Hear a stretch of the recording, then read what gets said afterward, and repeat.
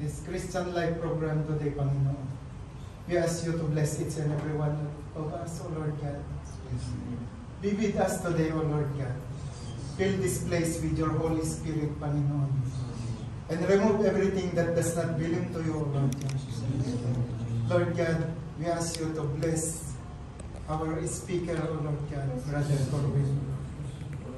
Give him the humility and the intelligence, O Lord God, to tell what your message today, O Lord God.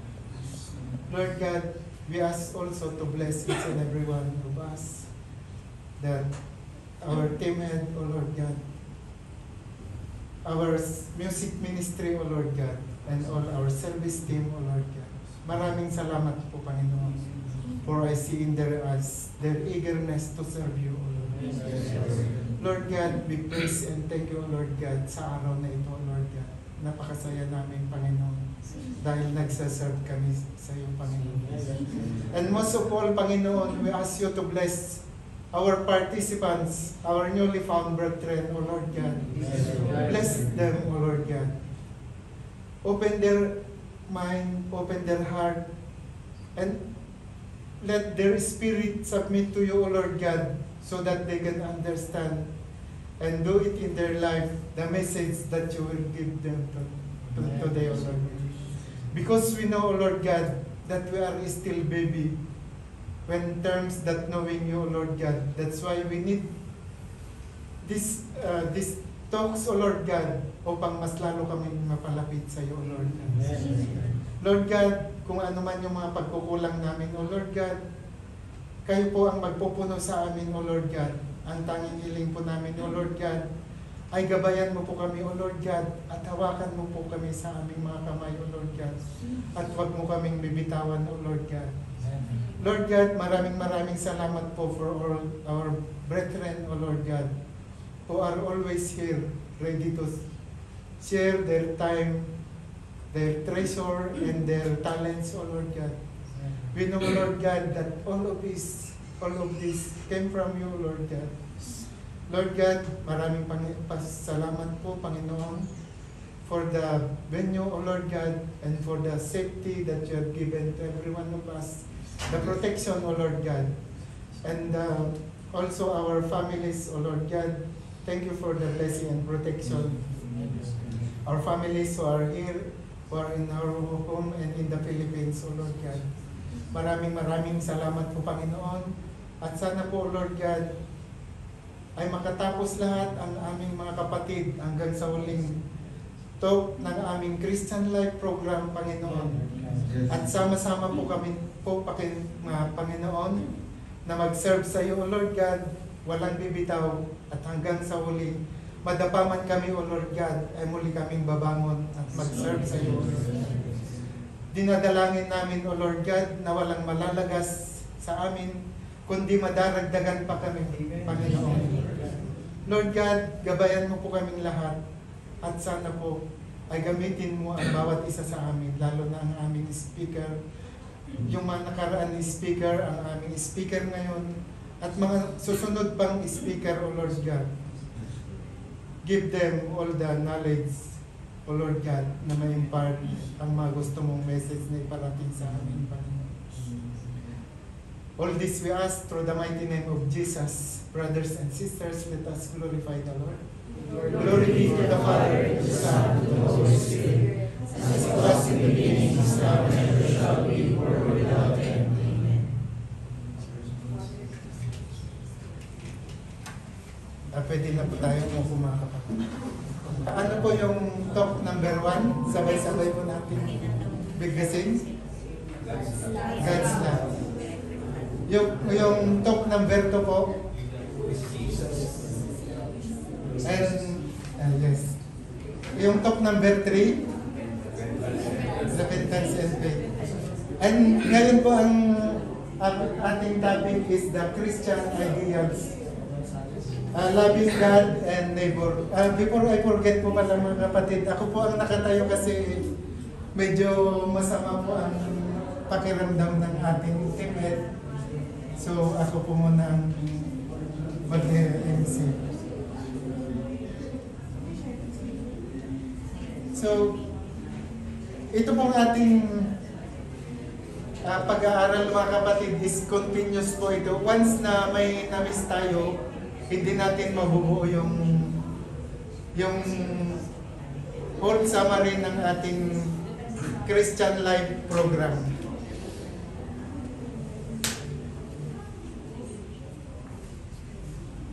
At ang magbibigay po ng talk sa atin, mga kapatid, is si Brother Corwin de la Rama. And before I just want to share also mga kapatid, siya po yung team head namin during our CLP and 2014, si Brother Corwin. Very humble po silang mag-asawa at very napakasipag po mag-serve sa ating Panginoon. So sila po yung aming mga inspiration kung bakit kami hindi bumibitaw. Minsan napanghihinaan ng loob, pero pinipilit pa rin namin bumabangon. Kasi sa buhay, wala pong palaging masaya. Minsan natatamaan tayo ng matinding pagsubok, pero alalahanin natin na ang buhay ay hindi nagtatapos dito sa lupa. At sana patuloy tayong lumaban sa mga problema sa buhay. Dahil habang tayo ay nakakaranas ng ganon, mas lalo tayong lumalakas, mas lalo tayong nagiging inspirasyon sa ating mga brothers and sisters, and higit sa lahat po sa ating pamilya. So sana po ay patuloy tayong lahat at walang bibitaw at kundi makakapag-invite pa tayo ng mas maraming kasama na mag-serve sa ating Panginoon.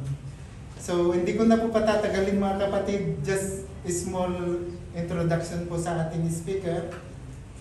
Ang date po ng marriage nila is last May 2009. And date and year of graduation in Christian Life program is last September 2012. So baka lang na po kayo mag-compute kung ilang taon na siya. They are still praying for gift of life. And ang position po ngayon sa CLP is chapter head ng B1C. Kasi ang position po sa CFC, I should say, chapter head ng B1C. Kasi marami po tayong sector cluster unit. Yan po. So, may I request Bro Corwin po so papunta sa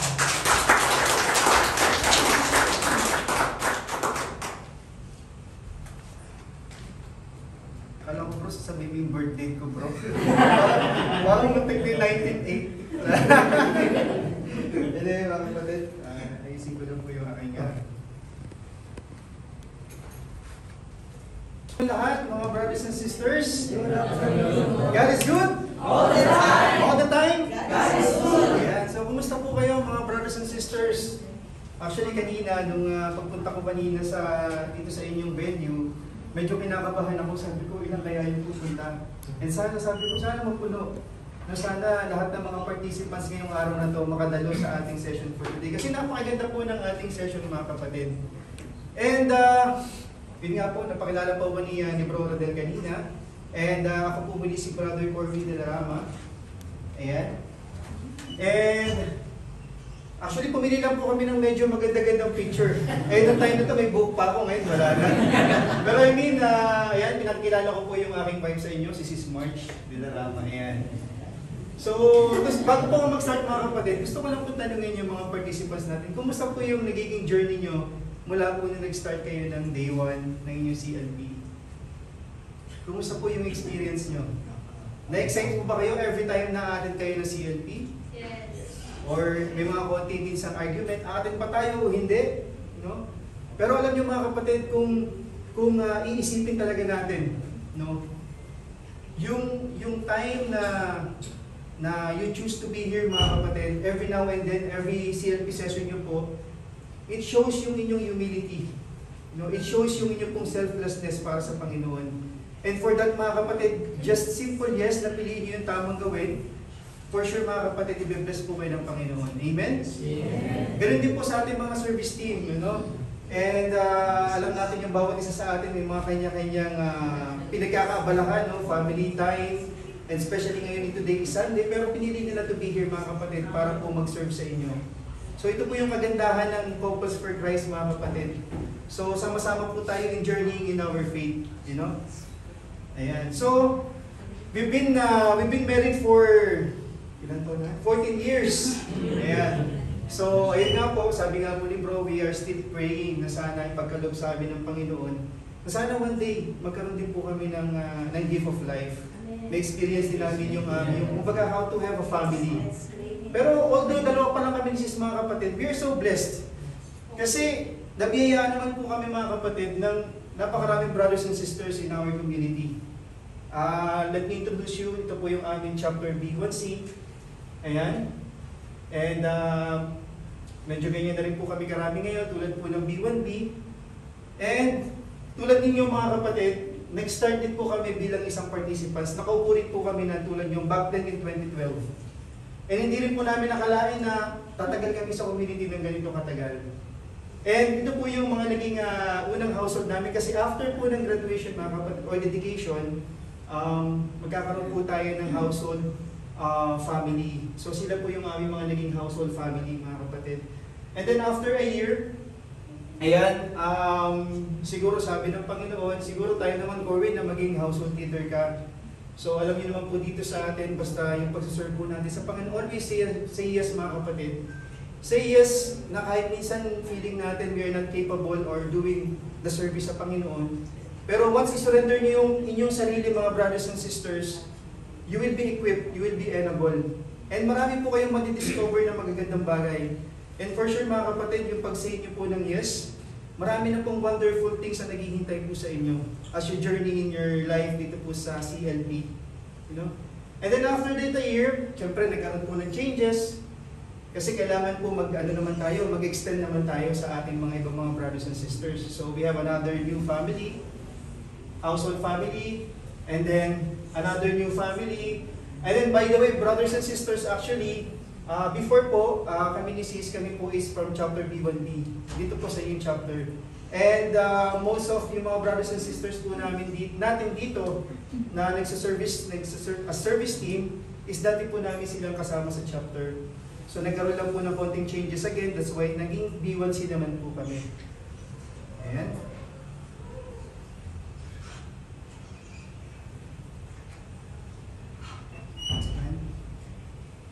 Ayan, so yun po yung nagdaan. Actually mga kapatid, dito po sa atin sa CFC, hindi lang naman po tayo dito puro teaching or formation teaching. Kasi meron din po tayong mga sports fest, may mga activities din po tayong ginagawa.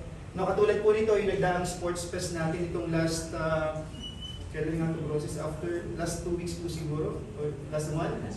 Ayan, so magkakasama po kami, chapter B1B, B1A, B1C. So hindi lang po umiikot yung mundo namin sa chapter namin. Namimit din po namin yung iba namin mga brothers and sisters dito po sa ibang chapter. Yun naman po yung kagandahan mga kapatid ng Couples for Christ. Ayan. And yun nga po yung nagdaan naming prayer assembly na ginanap din po dito sa center mga brothers and sisters. So basically mga kapatid, ito pong community, Couples for Christ, it has been a God's gift po sa amin po mag-asawa. Tulad nyo rin mga kapatid, di ba, sa buhay natin, dumadaan tayo sa struggles, nandyan yung mga challenges natin, di ba? Pero with the help of the community mga kapatid, we are able to stand firm po and always be hopeful sa buhay. Yun naman po yung kailangan natin, di ba? Kailangan natin yung maging hopeful tayo. Hindi po madali ang buhay, di ba mga kapatid? Aminin man po natin lahat, hindi madali ang buhay.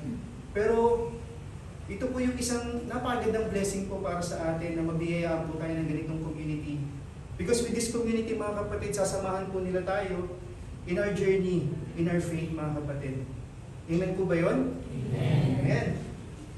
So, and mga kapatid, ito pong ating CFC, by the way, it is not only for us. No, hindi lang po para mapagbuti yung ating mga sarili.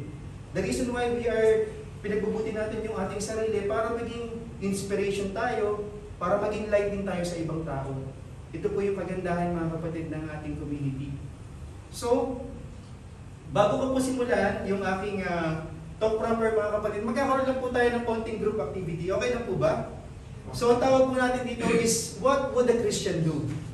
So, magpa-flash po ko dito mga kapatid ng ilang mga figures.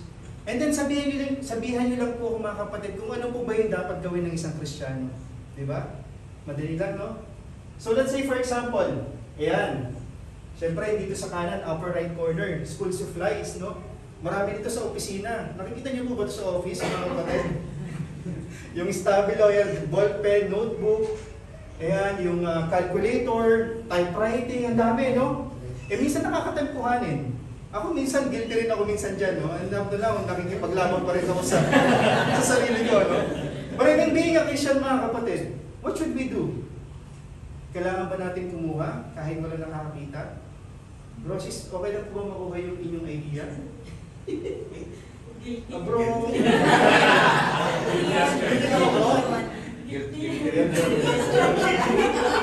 hindi pala ako nag-iisa.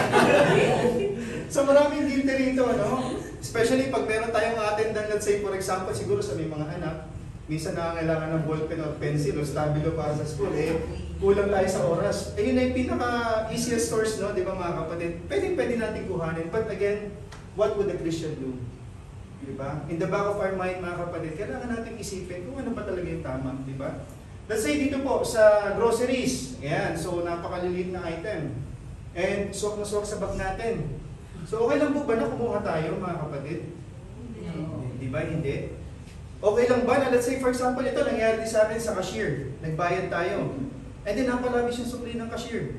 Katwiran ko nun, huwag ko na ibalik, kasalanan naman niya eh. Di ba? Tama po ba yun, mga kapatid? So what would a Christian do? Di ba magiging honest tayo?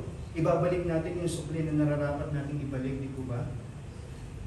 And then next one, next sample, yan.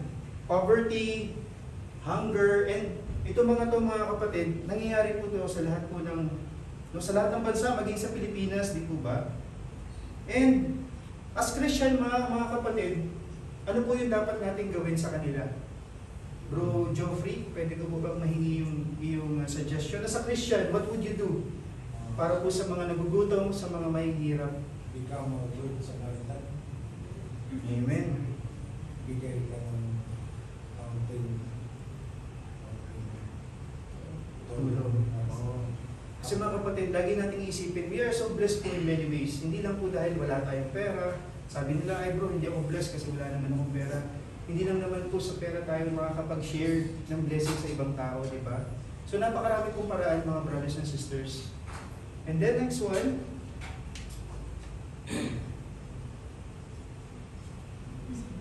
Ayan, so ito naman, kadalasan nangyayari to sa ating magkasawahan, di ba? Kasi may kanya-kanya tayong personalities. Nangyayari minsan, nagtatalo tayo. Nagkakaroon tayo ng argument. So tama lang ba mga brothers and sisters na nagtatalo tayo sa harap ng mga anak? Sa harap po ng inyong mga anak? Sis Vin, no? Ano po yung suggestion niyo, bro? Sis pala, sa ganitong situation na kung saan nagtatalo yung mag-asawa, what would a Christian do sa mga ganitong pagkakataon? Let's say sa inyong na inyong hobby. Siguro pag-usapan na lang sa close room na hindi kaharap yung mga bata. Anything else, bro? Sis? Kayo po? Sis, ano po yun niyo, sis? Any suggestion po para at least marinig din ng mga bro and sis natin? Anong gagawin natin kapag mga ganitong sitwasyon? So what would a Christian do? Kasi minsan alam niyo mga kapatid, nalilimutan na rin natin eh. Although alam naman natin kung anong tamang gawin. Pero dumarating yung sitwasyon sa buhay natin na nagtatalo tayo, alam natin na may mga bata sa harap natin. And, di ba nangyayari mga kapatid yun? So, ayun, so sabi nga ni sis, ayun, maraming salamat. So, mga kapatid, as Christians, alam naman po talaga natin kung ano po yung mga dapat natin gawin, di po ba? And, kadalasan, madaling sabihin kung anong tama, pero ang problema mga kapatid, mahirap gawin. Diba? Mahirap piliin palagi ang tama. And this talk, mga brothers and sisters, pag-uusapan po natin kung bakit at paano natin pipiliin ang tama.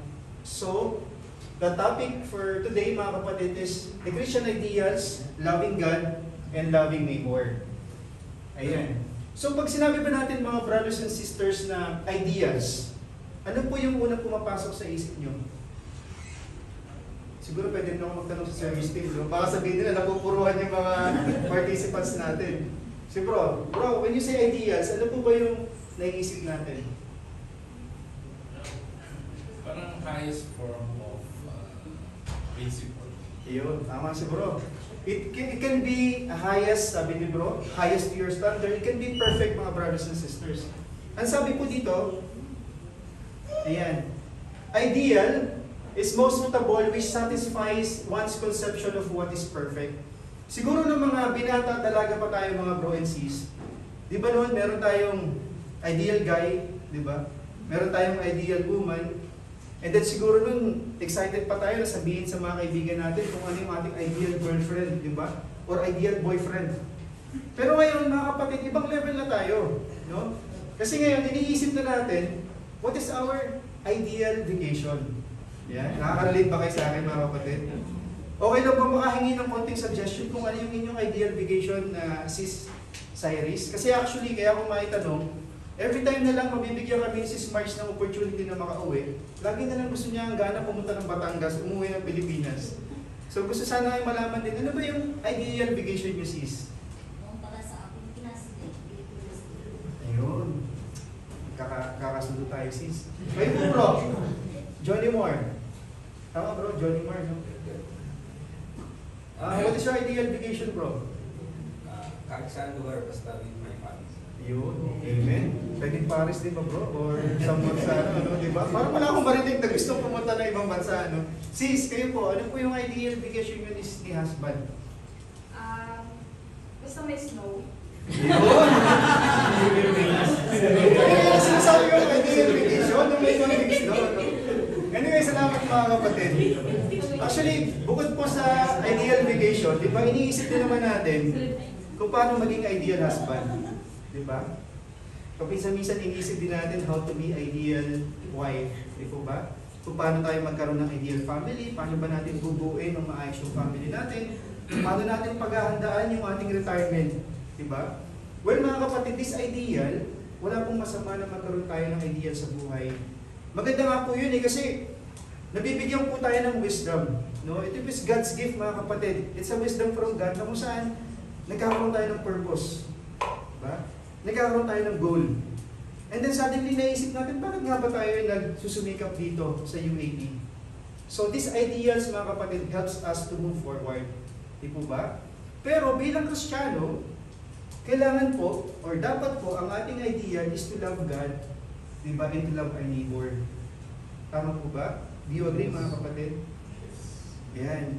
Kasi, alam niyo po, iba't iba man po tayo ng katwiran o pinaniniwalaan mga kapatid. May iba't iba man tayong ideals, tulad po nung kanina, iba't ibang bakasyon or kung anumang paraan or pagpapaano natin ating pamilya, yung ating mga ideals. Kailangan, as a Kristiyano mga kapatid, standard po yung ating ideals, which is to love God and to love our neighbor. Di ba? Alam niyo po, binigay po ng Panginoon, ng Panginoon yung 10 Commandments. But when Jesus Christ came, di ba, He summarized it into 2 greatest commandments. Ano po ba yung process ng 2 greatest commandments natin? So first is yung loving God and loving our neighbor. So kasi mga kapatid, kung iisipin natin, di ba, kung i-anchor natin yung ating actions, no, in these 2 greatest commandments mga kapatid, makukomply na natin yung lahat ng commandments. Di po ba? Ayan. So now the question is, ayan, so loving God and loving our neighbor form the inseparable core of the Christian life. So loving God and loving our neighbor, mga kapatid, goes together. Diba? Kumbaga, we cannot love God without loving our neighbor. And we cannot love our neighbor without loving God. Di po ba? And napakalaga po, mga brothers and sisters, na mapaglalim po natin yung pagmamahal natin sa Panginoon. Kasi kung hindi, magiging very weak lang po ng paraan ng pagmamahal natin sa ating kapwa. Di po ba? And when we say neighbor, mga bro and sis, kailangan po ba natin kumatok sa mga kapitbahay natin sa flat para lang makita yung ating mga neighbor? Di ba hindi po? Kasi ito po mga brothers and sisters na kasama po natin ngayon, yung inyong pong spouse, yung inyong pong mga anak, Sila po yung inyong dearest neighbor, mga kapatid. So kung iisipin, kung hindi natin mapapaglalim or hindi natin i-offer yung pagmamahal natin sa ating spouse, sa ating mga anak, sa papuri, sa pagiging grateful sa buhay, di ba magiging big po yung foundation ng pagmamahal natin? So actually mga kapatid, madaling sabihin na magmahal, di ba? Lalo na when everything is perfect, when everything is beautiful. Di ba masarap magmahal, madaling magmahal kapag ka lahat ng bagay nakukuha natin. Di ba? Kapag ka always in favor of you. Pero paano process kapag ka when everything is not perfect? No, paano na kapag ka may pagkukulang na? Paano na sa dumadating na sa point bilang mag-asawa, meron na kayong mga issues? Kung dati-dati, okay? Ayan. Sige mga kapatid, costumal tayo para sa ating 3 o'clock prayer.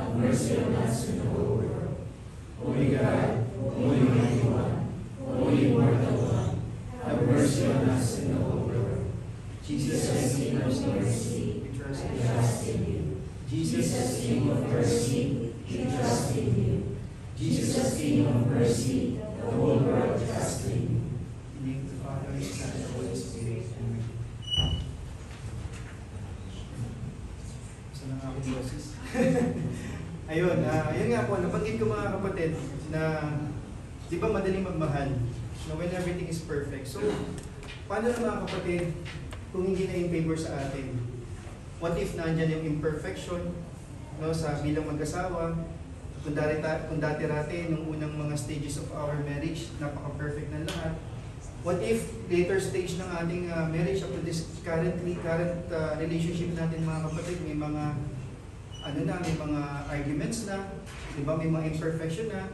And then what if mga kapatid, andyan na yung sickness, yung pagkakasakit, andyan na yung financial problems, andyan na yung dati na kaibigan natin, no, na pinagkakatiwalaan natin, and then suddenly, no, bigla niya na lang tayong binitray. So sa tingin po ba natin mga brothers and sisters, can we still love? Or is it still easy to love mga kapatid? Di ba hindi po madali? Amen? So, what does it mean to be a Christian?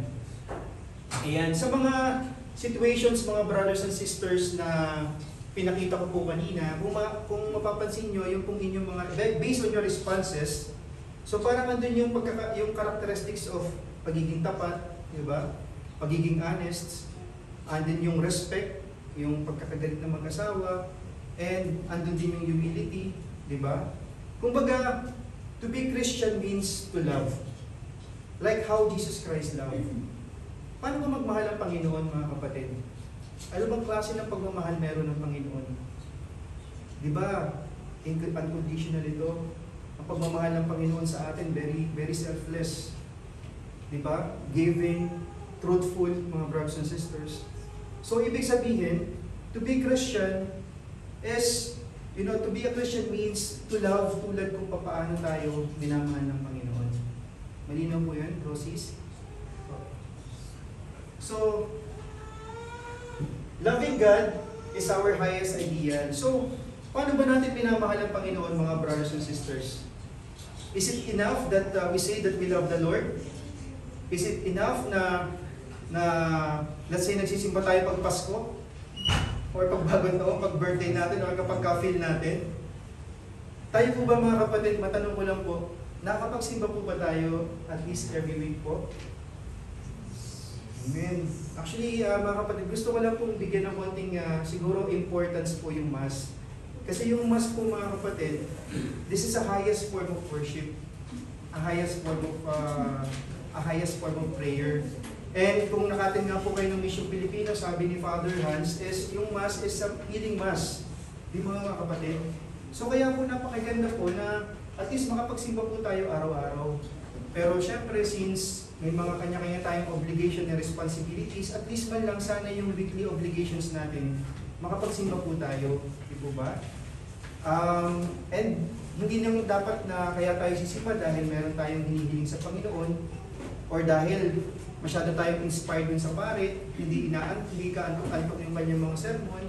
So, ang ibig ko sabihin mga kapatid, Mass is a form of worship. And worship means sacrifice po. So, kahit po may kailangan pong konting effort from our side, gawin po natin na makapagsimba. Kahit pa mainitan tayo no, sa pag-antay sa taxi, o yung pagsakay natin sa bus, diba? Gawin po natin na makapagsimba. Kasi it is one way mga kapatid of loving God. Diba? Amen? Amen. So the first is this. Hear, O Israel, the Lord our God is Lord alone. You shall love the Lord your God with all your heart, with all your soul, with all your mind, and with all your strength. Ayan. So, una mga kapatid, i-define muna natin what is heart. So, una muna natin i-discuss is loving God with all our heart. So, sabi dito, heart is a seat of intelligence and decision. So, actually, nung na-research po namin ito, it is based on Aristotle theory na heart is the seat of intelligence, sensation, and emotion. And sabi po dito, that heart is also the symbol of the core, who the man is. So when we say we love the Lord with all our heart, mga brothers and sisters, kailangan mahalin natin ang Panginoon ng buo nating pagkatao, with all our being, mga kapatid. Like for example, yung nga po yung misa, di ba 1 hour na lang po yung mass, di ba? Pero naibibigay po ba natin yung ating 100% attention during the mass? Or during the mass pa lang, iniisip na natin kung saan tayo kakain, di ba? Kung minsan, ang nangyayari, nagtatalo pa, saan ka tayo kakain? Gusto ko dito. Gusto ko dito eh. Hanggang sa kinatapusan ng mass, nag-aaway dahil hindi nila alam kung saan kakain. And then mas na-excited pa mga kapatid dahil kung saan pupunta, di ba? Sa halip na mag-focus tayo sa mass. Kung iisipin talaga natin mga kapatid, if we will going to reflect about this, itong 1 hour lang na hinihingi sa atin ng Panginoon, parang konting-konti lang no, na hinihingi ng Panginoon. So sana, maibigay natin yung full attention natin sa Panginoon whenever we are in the mass. Amen? Okay. So next is, to love God with all our heart means to be totally committed to Him. Ano po ba yung total commitment mga kapatid? Ayan. So, total commitment means hindi lang po yung we are convenient. Hindi lang po yung hindi lang po dahil may pangangailangan tayo kaya tayo lumalapit sa Panginoon. Kundi dahil kaya tayo lumalapit sa Panginoon dahil pina-priority natin siya sa buhay natin. Di ba? And when we are committed, di ba mga kapatid, to a person, let's say for example for your spouse, sa inyong mga anak, di ba mas inuuna ninyo yung kapakanan nila, mas inuuna ninyo yung happiness nila, no, over our own happiness, di ba mga kapatid? So, committing ourselves to God means unahin natin ang Panginoon sa lahat sa buhay natin. And matanong ko lang po, kanina pong umaga, noong una po tayong nagising, ano po yung una nating ginawa? Bro? Hindi ko ba malaman yung una yung ginawa kanina pagkagising? Ayun, natulog, di ba? So, minsan di ba, initial response natin, pag nagising tayo, hagulitin agad natin yung telepono natin at tingnan kung ano yung notifications sa telepono natin, di ba? So, mas nauna ba natin kinuha yung mga phone, magbasa ng notification, or magdasal sa Panginoon? At least magpasalamat lang na nabiyayaan na naman tayo ng buhay. No, at least, meron na naman tayong isang araw na i-spend dito sa mundo. Or di kaya naman, itong umaga, mas nauna nating naramdaman yung gratefulness. No, dahil katabi natin yung ating mga sis-wife, o ating mga hubby, o yung mga anak, okay sila. Or although may mga challenges tayo ng pinagdaraanan, but still, we are so hopeful na hindi tayo pababayaan ng Panginoon. Or instead, mga kapatid, kanina umaga, na-experience natin na parang nagselos tayo, parang nagtampo tayo sa Diyos. No, kasi kung bakit, mga kapatid, kasi pagtingin natin sa phone natin, nakita natin sa Facebook, ay si bro, may bago ng work. Bakit ako hanggang ngayon, tagal-tagal ko na nagtatrabaho dito, hindi ako ma-promote. Ay naku si bro, nakababa ng bahay, mantala kami, di pa makaipon. Kailan kaya kami magkakabahay? And then, uy si bro, nabiyayaan ng gift of life. So paano kaya kami? Kailan kaya kami? Di ba mga kapatid, we started to doubt? Sa halip na to be grateful. Sabi nga ni Father Hans, mga kapatid, nung mas niya noong nito, di ba sabi niya, the greatest attitude, mga kapatid, is to be grateful. Amen? Amen. So how do we put God first and foremost in our life? Ayan. So putting God first and foremost in our life, mga kapatid, hindi po madali. Di ba? Hindi madali magpakabait. Sino bang may sabing madali magpakabait, mga bro and sis? Taas nga yung kamay? Yes. Di ba mahirap po magpakabait, mga kapatid? Hindi madali maging mabait. Hindi madali magpatawad. Di ba? Lalo na sa tao nakasakit sa'yo. Hindi madaling umiwas sa bisyo. Hindi madaling tumalikod. You know, sa, let's say, sa, yung, ano tawag sa ganyan, sa temptation, di ba? Baka iniisip nyo, mga brothers and sisters, na even if we are in the CFC, is na-exclude na kami sa mga ganitong bagay. Hindi po. Nag-i-struggle pa rin po kami sa mga ganitong pagkakataon. And, kaya yun nga po kagandahan na we have this kind of teaching para at least mapaalalahanan po tayo palagi. Di ba? And hindi rin madaling piliin yung sacrifice, mga kapatid, over comfort. Sino dito yung pipili ng sacrifice over comfort? Di ba mas pipili natin yung comfort, mga kapatid? Let's say for example, manunod ba ako ng Netflix, or let's say magdadasal ako, isasama ko yung mga anak, yung aking asawa, mag-rosary kami. Di ba? Or di kaya naman mag-i-scroll na lang ba ako sa Facebook, or manunood ng mga YouTubes, or ng kung ano-ano, sa halip na tumayo ako, maglinis man lang ako ng bahay. Or di kaya, ako paparating si sis. Minsan pagdating natin sa trabaho, nauna pa yung pag-scroll ng notification, and si sis parating pa. Kailangan man lang natin at least ipag-prepare ng hapunan o merienda, di ba? Yung mga ganun simpleng bagay, di ba mga kapatid? Meron pa dito mga bro and sis na gano'n. So, nangyayari di ba mga kapatid? Nangyayari po yun sa atin. Like ngayong CNP mga kapatid, mas, di ba, itong mga time na to, ito yung masarap matulog. Di ba? Napakasarap magpahinga, especially sa mga one day off lang every week. Pero kita nyo naman mga kapatid, andito po kayo. You choose to be here para mas manorish po kayo. And hindi lang po dun mga kapatid, minsan sa trabaho nangyayari sa atin yun. Minsan yung sarili natin pagkakamali sa trabaho, pinapasa natin sa iba. Para lang huwag tayo maapektuhan yung ating promotion, di po ba? So hindi madaling i-give up our own happiness, no, para lang po sa ibang tao. Pero alam niyo mga kapatid, yung pagsunod po natin sa Panginoon, yung pagmamahal po natin sa Kanya, it really requires a decision. Okay? Hindi po ito nagbabatay sa kung ano po yung inyong nararamdaman.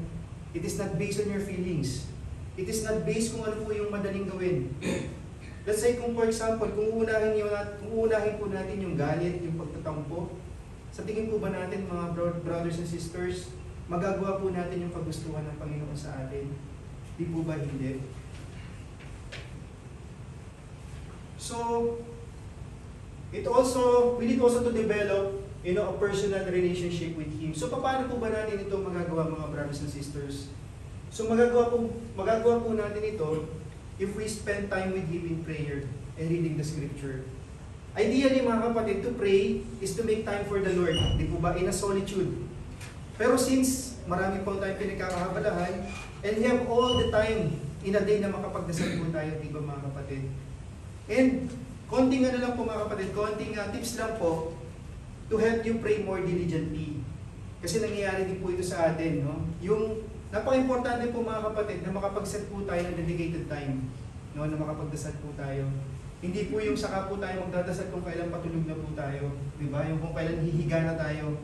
And then minsan magro-rosary tayo, and then suddenly naririnig na lang natin si bro or si sis humaharap na, nakakatulugan na yung pagdadasal, di ba? So napakahalaga mga kapatid na, actually it's a decision again mga kapatid, na piliin natin kung ano yung dedicated time. Hindi yung base na lang sa comfort natin na dahil ay okay, may time na ako, pwede na ako magdasal. So hindi po dapat ganun mga kapatid. Mag-set po na tayo ng time, and then after that, humanap po tayo ng lugar na kung saan pwede po tayo makapag-reflect, yung makakapag-focus po tayo sa pagdarasal, no? Let's say for example, sa living room ninyo, sa kwarto ninyo, sa kusina, kung saan man lugar mga kapatid. And then after that, be sincere po in our prayer. Be sincere mga kapatid. And wag na wag po natin kakalimutan na i-express din po natin yung ating pasasalamat, yung being grateful mga kapatid sa Panginoon. And after that, after po nating magawa din after, kailangan din natin mga kapatid na yung silent listening. No, hindi po yung every time na magdarasal tayo, sabi lang po na tayo na sabi ng Panginoon kung anong gusto natin mangyari. But sometimes you have also to listen. Kasi baka hindi natin alam mo that silent moment habang nagdarasal tayo, that was the time na may sinasabi ang Panginoon sa atin. So let us be open po sa mensahe ng Panginoon whenever we are praying. Okay po? And then yung scripture reading naman mga brothers and sisters, no, readily available na po ito. Kahit nga po sa atin, sa phone natin, pwede nating mailagay sa yung Bible applications, di ba? And makakapagbasa po tayo ng gospel sa English, sa Tagalog, sa Facebook, sa YouTube, di po ba? And pwede na rin po tayong umatid ng mass kahit saan natin gusto. Kasi di ba ngayon, nag-live mass na sila sa Pilipinas. So kapag ka-free po tayo, kung gusto natin mag-mass, so pwede po tayo mag-login sa Facebook, tingnan po natin kung ano yung ongoing mass, di po ba? And katulad po mga bro and sis, kilala niyo po ba yung kung nanonood po kayo ng mga YouTube reflections or sermon po ng mga pare? Napakarami pong mga pare na magagaling mag-sermon. Sina Father Fidel po, yung sa 3 Nails in a Crown, yung sina Father Joel Gatus, ayan, sina Father Hans, yung sa TV Maria, yung pong ating pare na nag-mission Filipino this past days.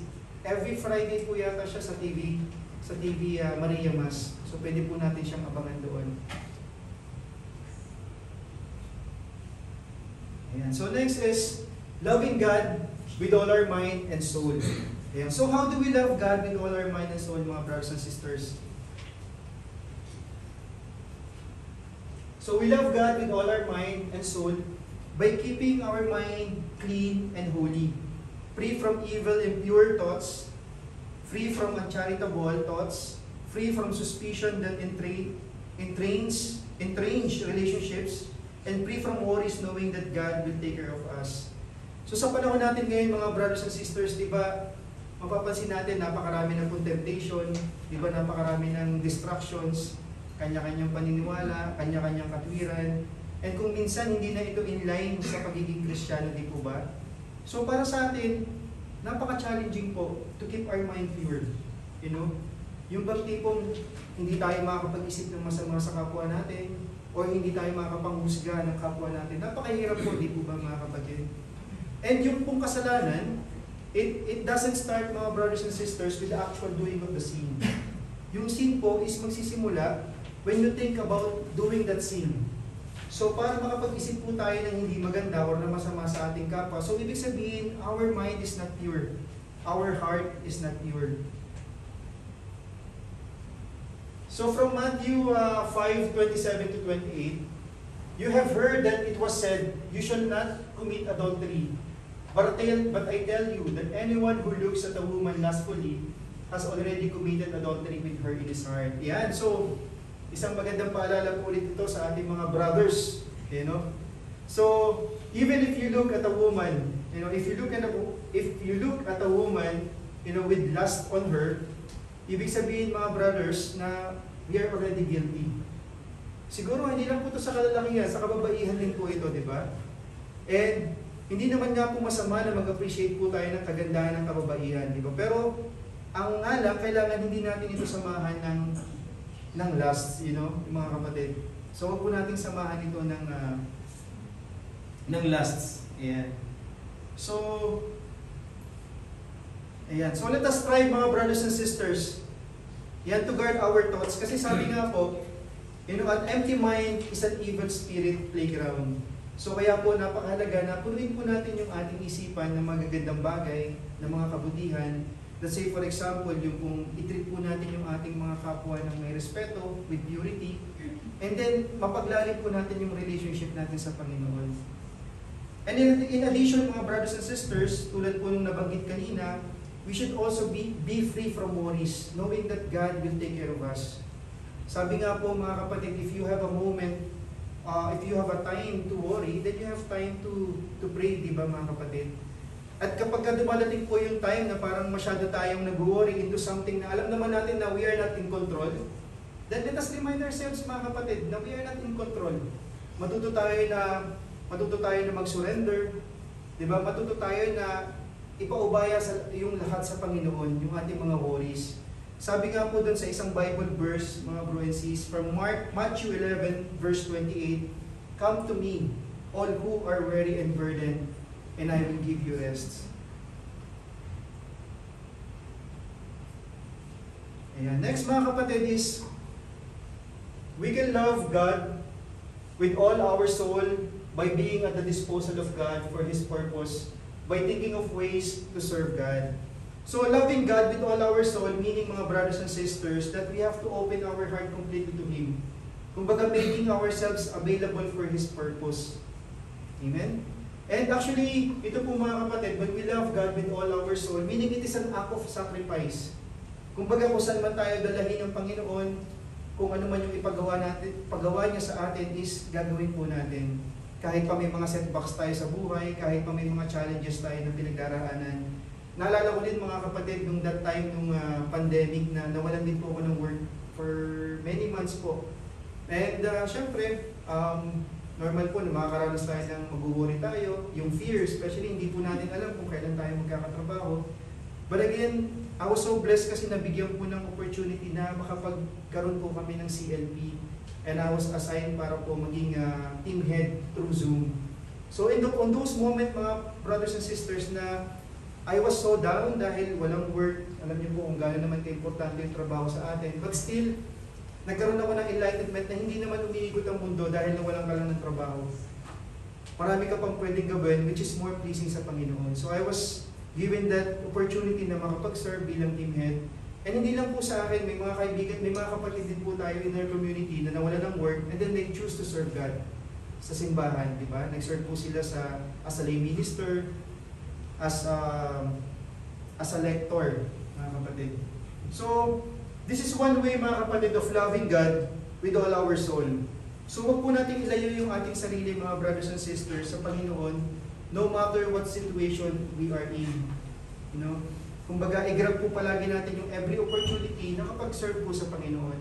And being at His disposal, mga brothers and sisters, may kapalit po itong biyaya.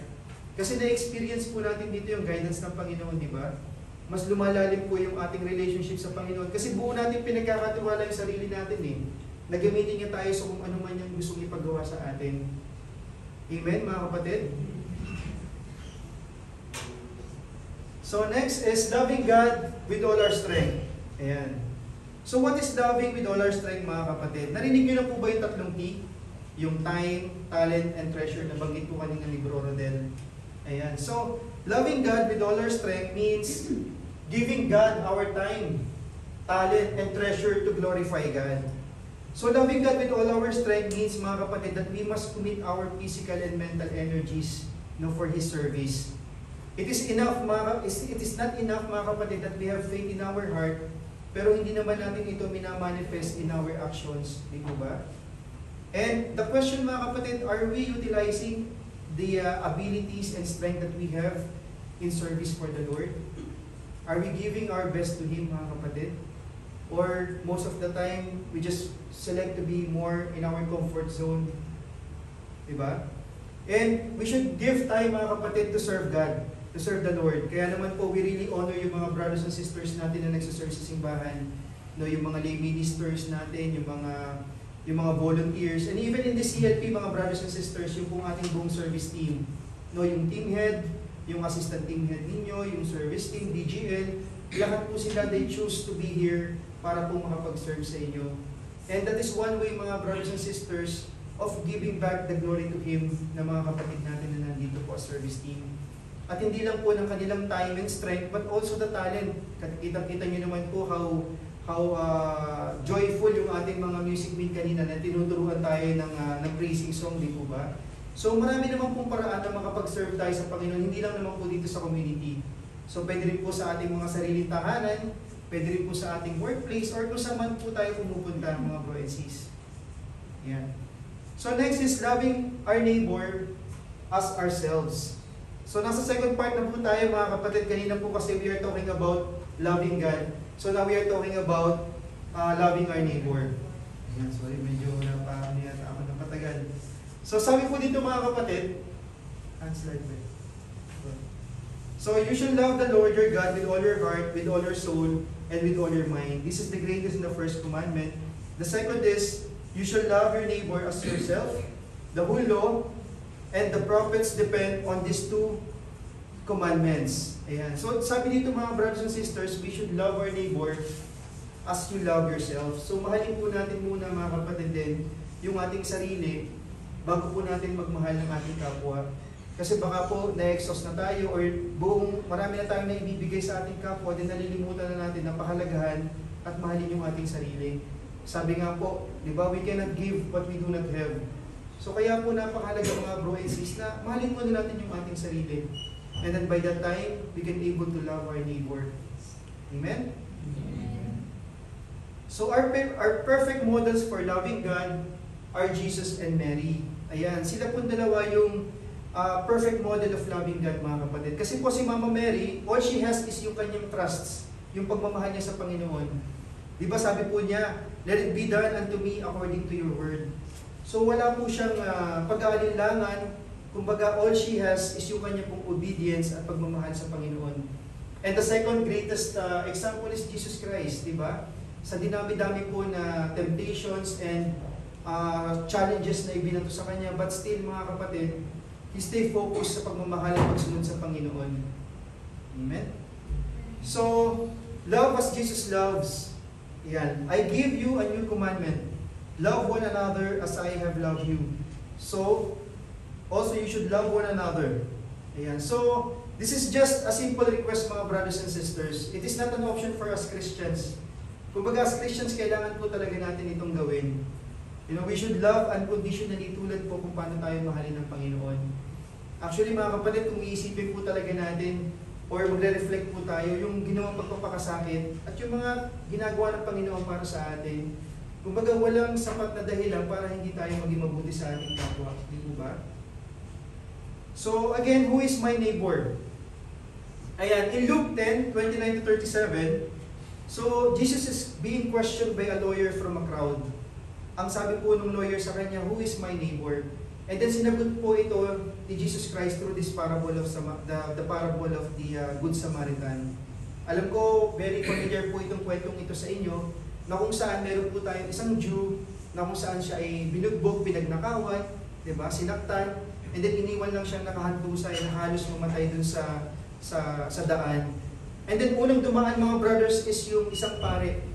No, pero anong ginawa ng isang pare? No, umiwas lang siya at sa kabila dumaan. And then yung sumunod na dumaan, isang Levite. And Levite mga kapatid, these are those people na kumbaga very religious at sila yung may katayuan sa lipunan. But again, tulad ng pare, umiwas din lang siya at sa kabila dumaan. And the third person po na nakakita sa kanya is yung Samaritano. And alam niyo po, yung Samaritan, yung Jews, meron po talaga silang matinding pagkakagalit na simula nung una. Kasi ito pong mga Jews or yung mga Hudyo, they have intermarried yung mga Gentiles o yung mga hindi naniniwala sa Diyos. So nagkaroon po ng conflict in terms of their beliefs mga kapatid. So kung iisipin natin, hindi po tutulungan ng isang Samaritano o yung isang Jew. Diba? Pero anong ginawa ng Samaritano mga kapatid? Tutulungan niya pa rin ito. Diba? Nilapitan, hinugasan niya yung sugat ng langis. Diba? And then nilagyan niya ito ng langis, yung kanyang sugat, and then after noon, dinala pa siya sa bahay patuluyan at nagbigay pa siya ng pera na pambayad doon sa pag-aalaga dito sa Jew na ito. And then nagsabi pa siya na babalik siya para bayaran kung ano pa yung natitirang kailangan niyang bayaran. So kung mapapansin natin mga brothers and sisters, yung kwento dito po, talagang dinitali ni Jesus Christ yung ginawa ng Samaritano, no, na nilinis yung sugat, no, nilagyan ng langis, binuhat, dinala sa bahay tuluyan, para sabihin sa ating lahat mga brothers and sisters that loving our neighbor is not a passive attitude. Kumbaga, it is an active involvement. Kailangan po, lagi po tayong may action. And so bakit kaya mga kapatid tinanong, sinagot ni Jesus Christ ang tanong ng lawyer through the parable? Kasi siguro kung sinagot ng Panginoon directly yung lawyer, baka maaaring yung iba can be considered as neighbor and some will not be considered as neighbor, di ba mga kapatid? So ayaw ng Panginoon na magkaroon ng distinctions or exclusions, but to place the responsibility mga brothers and sisters sa ating pong lahat. not to question or not to ask kung sino yung ating neighbor, but to ask us, am I being a neighbor to others? Ayan. So at this moment, mga brothers and sisters, tatawagin ko lang po yung aking wife to give you a short sharing. Ayan. 10 minutes na lang eh. Good afternoon po. Hindi ko alam siya. Anyway, madami naman na siyang masabi about that talk. So, siguro a little bit of our journey na lang sa Couples for Christ. So, graduate kami noong September 2012. Pero before that, parang marami din kami na-decline na invitation sa CLP. Pero siguro medyo persistent yung service team na nagtatawag sa amin noong siguro it was God's time. Tapos yung parents na din, active CFC leaders din sa Philippines. Pero hindi nila kami, parang hindi nila kami in-insist, hindi sila nag-impose sa maging nasumali kami sa CFC. Ayun. Pero looking back, hindi namin talagang, sabi nga niya, hindi namin alam, hindi namin ma-imagine na ito yung magiging journey namin. In 11 years, we're still active members of the CFC. And hindi ko na ma-imagine kung hindi kami naging CFC. Siguro we're just one of the statistics of broken family. Kasi di ba, we're two different people. May mga different background, may different upbringing. So, yung values niya, iba sa values ko. May mga, kumbaga, what may be important to him is not for me. Yung mga ganun ba. So, kaya ang isang natutunan ko, mahalaga natutunan dito sa CFC, nung maging member kami, is, na gusto ko i-share sa inyo, is to pray for each other, husband and wife. Napakahalaga po nito. Pray, especially when you are, when parang may conflict or may arguments, pray not only for your husband to understand. Yun yung prayer ko. I pray that hindi lang para maintindihan niya ako, but for me to understand him. Kasi syempre, meron siyang sariling pinagagalingan, meron siyang sariling pinaglalaban. Ayun. And it's really effective when it comes to heated arguments, no? Ang pagtitigil, ang gagawin ko, magro-rosary ako. By the time na matapos yung rosary, okay na ulit kami. So, it's really effective. At saka, syempre, our spouses are not perfect. Diba? We have to pray for them, especially the wives, no? Kasi yung husbands natin is head of the family, sila yung sinusunod natin, yung mga decisions nila is very important. Hindi tayo para i-correct sila, or we can correct them, or hindi para pangunahan sila. But we have to pray for them, to encourage them, to empower them. Tapos,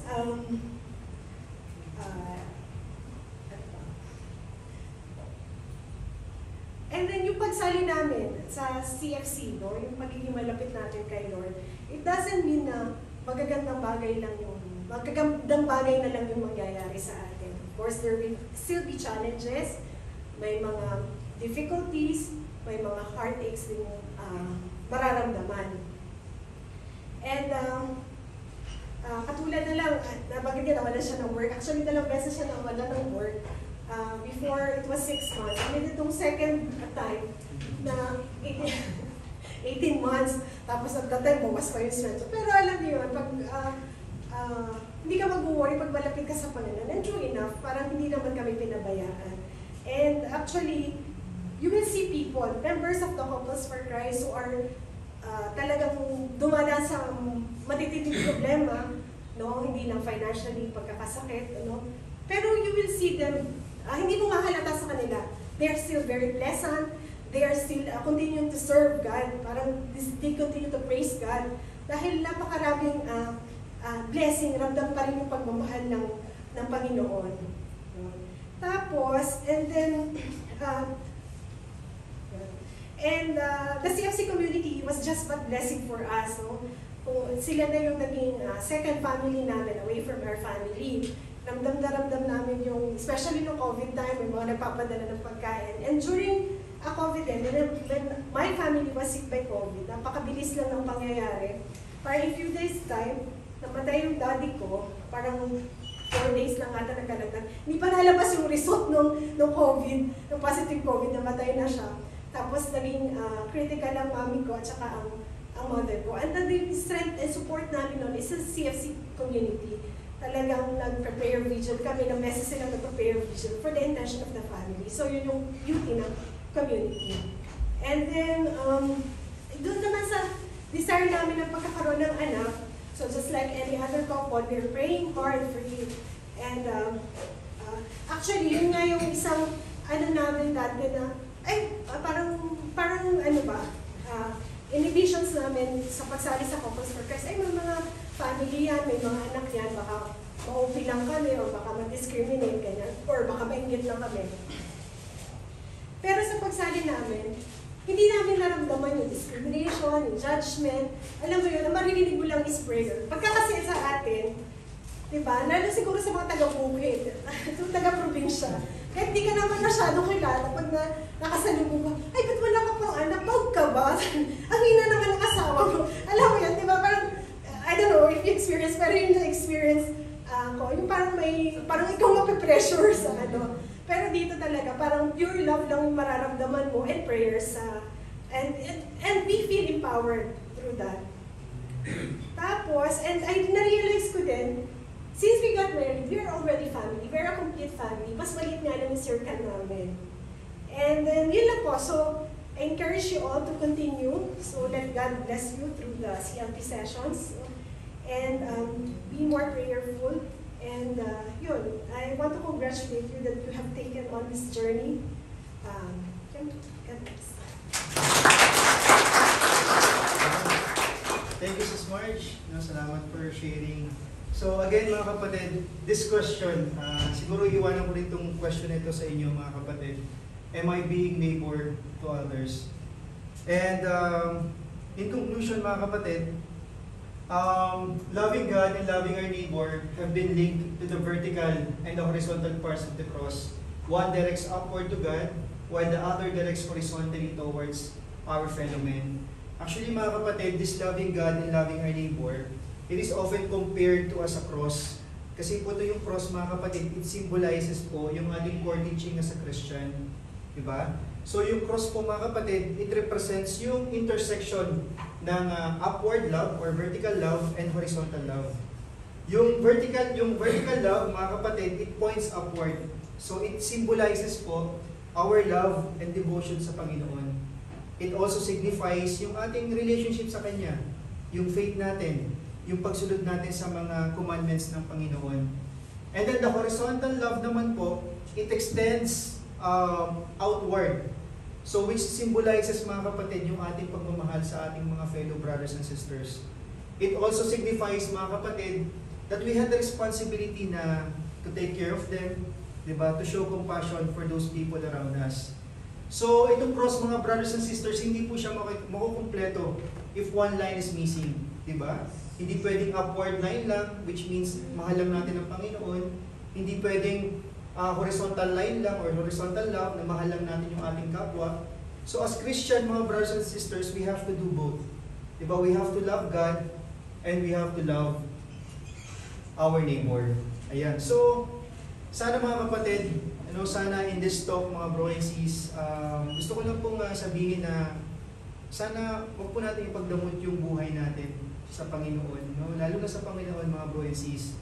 Wag din sana natin na kumbaga tipirin yung time na pwede tayong makapagdasal. No, wag po nating ipagmadamot, mga kapatid, yung ating lakas, yung ating oras na makapaglingkod. Wag din po nating ipagdamot, mga kapatid, yung ating kabutihan, yung na pwede pa nating magawa sa ating kapwa, o yung mga time na pwede pa nating piliin yung tama. Sa mga panahon, mga bro and sis, na normal nangyayari, nagkakamali tayo, di po ba? Pero wag nating isipin na tayo masamang tao. Nagkamali lang po tayo, mga bro and sis. May panahon po para magbago, may panahon po para piliin yung tama. So sana, mga kapatid, hayaan nyo po na gamitin po kayo ng Panginoon na hindi lang po para maligtas kayo, kundi para makapagligtas din po kayo, makapagdala po kayo ng ibang buhay pabalik sa Panginoon. So, gusto ko lang pong iwan sa inyo, mga bro and sis, as we reflect on this talk. Kumbaga, let us renew our commitment to live out the Christian ideal. Let us strive to love God with all our heart, with all our mind, with all our soul, with all our being. And to love our neighbor same as the same compassion and selfishness na dinemonstrate ng Panginoon sa atin. So mga kapatid, may the Lord God guide you in your journey of faith, in loving God and loving our neighbor. And for that, may God be praised.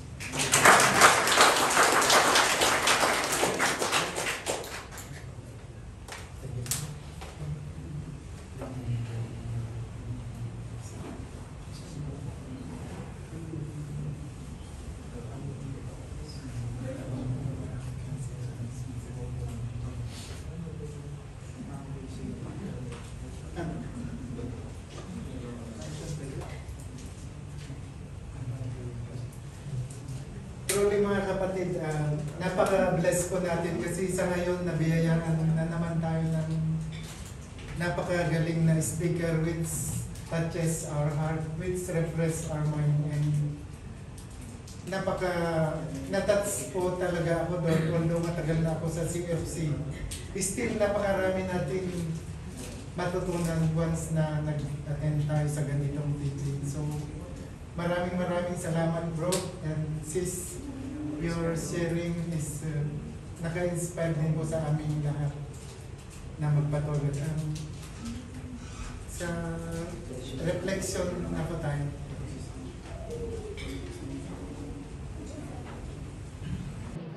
Gabi dapat ano din natin. Tama sa salita sa Panginoon. Sabi nga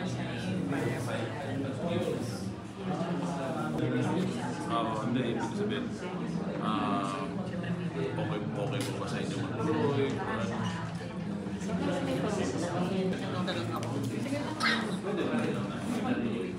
Pero kung naman talaga, huwag yung problema na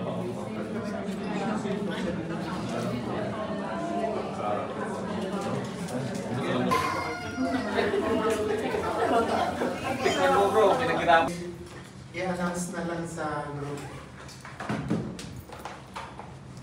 Sa 18. So, inaano po ang i-encourage yung mga service team na lahat tayo maka-attend. We will be joining B1 to 7 p.m. Sa mga DGLs po natin, brothers and sisters, concerning po sa ating mga participant. Sige po, sali.